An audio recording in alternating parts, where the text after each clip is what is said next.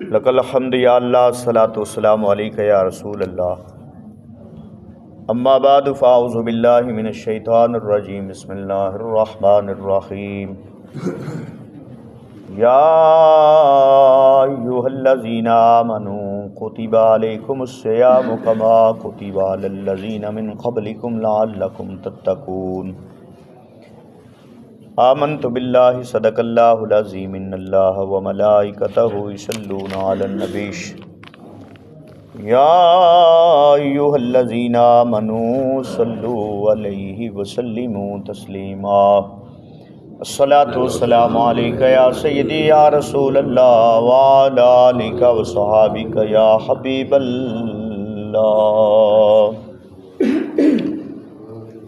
رسول اللہ صلی اللہ تعالی علیہ وسلم نے فرمایا،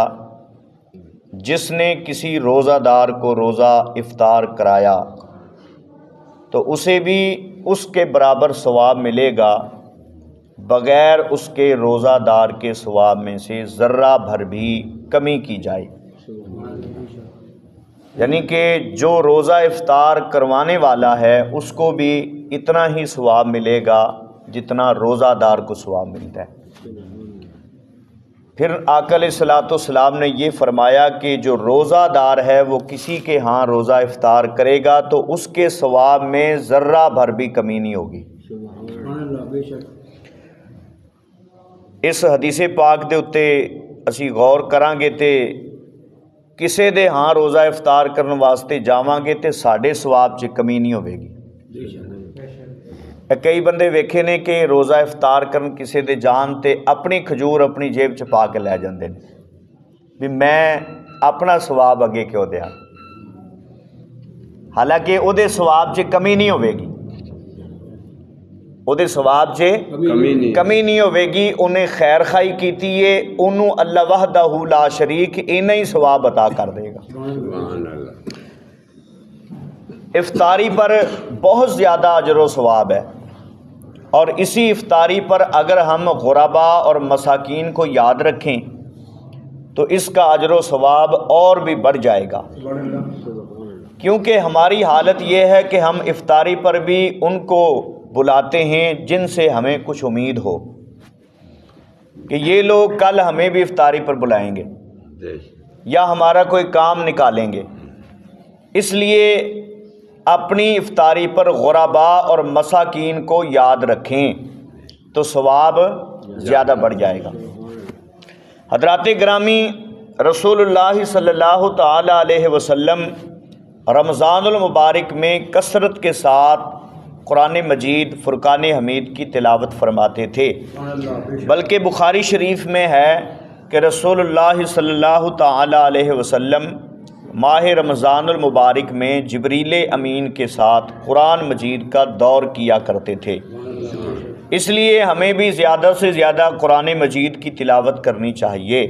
اور اپنی اپنی مساجد میں نماز تراویح کے لیے امام کا انتخاب کریں جو رمضان المبارک میں نماز تراویح میں پورا قرآن سنائے۔ وہ الحمدللہ ہمارے پاس موجود ہے، اور ہر سال سے ہم قرآن مجید جو ہیں وہ تراویح میں سنتے ہیں۔ تراویح کی نماز کا مکمل اہتمام کرنا، 20 رکعات تراویح پر خیر القرون سے لے کر آج تک امت مسلمہ متفق ہیں۔ سستی اور غفلت یا کسی کے شک میں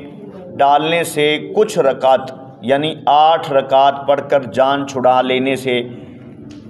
پورا ثواب نہیں ملے گا۔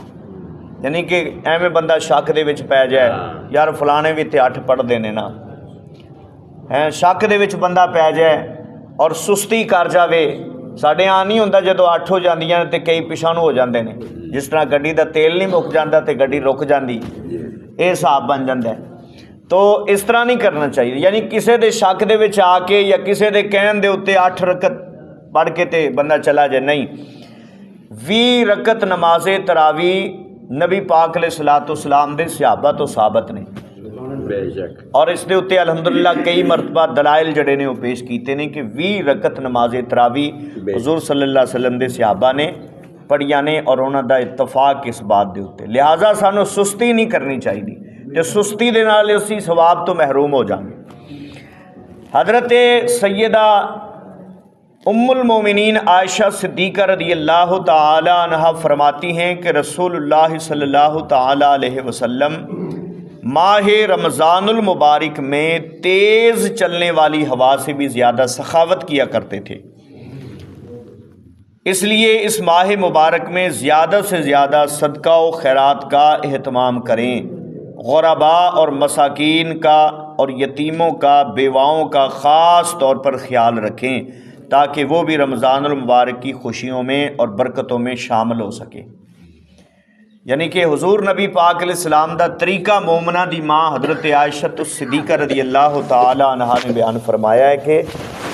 تیز ہوا جس طرح چلدی ہے نا او دے نالوں بھی زیادہ حضور سخاوت کرتے سن۔ تو سرکار دو عالم صلی اللہ علیہ وسلم دی سنت سخاوت کرنا، غریبہ مسکینہ دا خیال رکھنا، اپنے محلے دے اندر رشتہ داری دے اندر بیوہ عورت کوئی ہوئے اس دا خیال رکھنا، اس دے او دی خدمت کر دینا، اپنی ہمشیرہ دی خدمت کرنا، یہ بہت بڑی نیکی ہے رمضان المبارک دے مہینے دے اندر، خاص کر کے رشتہ داری دے اندر بندہ ویکھے۔ رشتہ داری دے اندر جدو بندہ ویکھے گا تے او زیادہ ثواب اللہ وحدہ لا شریک عطا فرمائے گا۔ تو اللہ تعالیٰ کی بارگاہ میں دعا ہے کہ اللہ تعالیٰ ماہ رمضان المبارک کی برکتوں سے مالا مال فرمائے، اور انشاءاللہ تعالیٰ رمضان المبارک کے بابرکت مہینے میں اسی طرح